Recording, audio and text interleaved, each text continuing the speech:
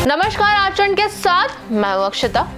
पश्चिम बंगाल विधानसभा चुनाव के बीच सियासी घमासान लगातार तेज होता जा रहा है। बीजेपी और टीएमसी के बीच आरोप प्रत्यारोप का दौर जारी है। इसी बीच ममता बनर्जी ने केंद्र सरकार पर बड़ा आरोप लगाया है। क्या कहा ममता बनर्जी ने, देखिए रिपोर्ट। पश्चिम बंगाल विधानसभा चुनाव के बीच अब सरगर्मी और भी तेज हो गई है। बीजेपी और टीएमसी के बीच आरोप प्रत्यारोप का सिलसिला जारी है। ममता बनर्जी ने शनिवार को पश्चिम मेदिनीपुर में चुनाव रैली को संबोधित किया। साथ ही उन्होंने अपने संबोधन में केंद्र सरकार पर बंगाल को बांटने का बड़ा आरोप लगाया है।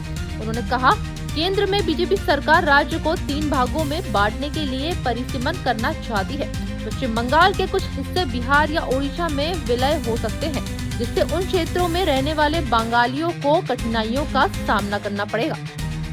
सीएम ममता बनर्जी के आरोप पर एनडीए नेताओं ने कड़ा पलटवार किया है। उन्होंने ममता के आरोप को पूरी तरह से खारिज कर दिया है।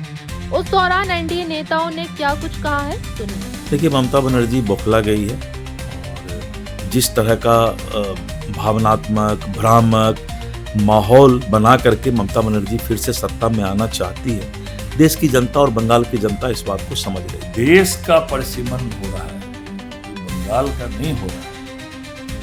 ये अवसंभावी होता है। आबादी बढ़ती है, मतदाता की संख्या बढ़ती है, तो परिसीमन आयोग बनता है और वो आयोग जो है पूरे देश में सभी दलों से राय लेकर, सभी जनप्रतिनिधियों से राय लेकर परिसीमन होता है, नया परिसीमन होता है। लगातार बगैर तथ्यों के आरोपों को मढ़ने में जिस तरह से वो महारत हासिल करती रही, लगातार उनके बयान अपुष्ट और बगैर प्रामाणिकता के उनके आते रह रहे हैं। और इस बार एक बार फिर जो हताशा और बौखलाहट पश्चिम बंगाल के चुनाव नतीजों की संभावनाओं को लेकर है, उसकी वजह से वो मतदाताओं का ध्यान बांटने के लिए राज्य के विभाजन जैसी काल्पनिक बातें कर रही है।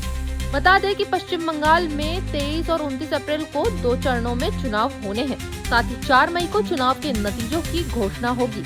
ऐसे में टीएमसी और बीजेपी राज्य में अपनी अपनी सरकार बनाने के लिए जनता को लुभाने की कोशिश कर रही है। राज्य में किसकी सरकार बनेगी, ये तो 4 मई को नतीजों के बाद साफ हो पाएगा। जनता टीएमसी पर चौथी बार अपना भरोसा जताती है या इस बार सत्ता की कमान बीजेपी के हाथों में होगी। अब देखना होगा कि चुनावी मैदान में जनता किसके दावे पर भरोसा जताती है। फिलहाल इस खबर में इतना ही। ऐसी और अपडेट्स के लिए जुड़े रहिए आचरण न्यूज के साथ। नमस्कार।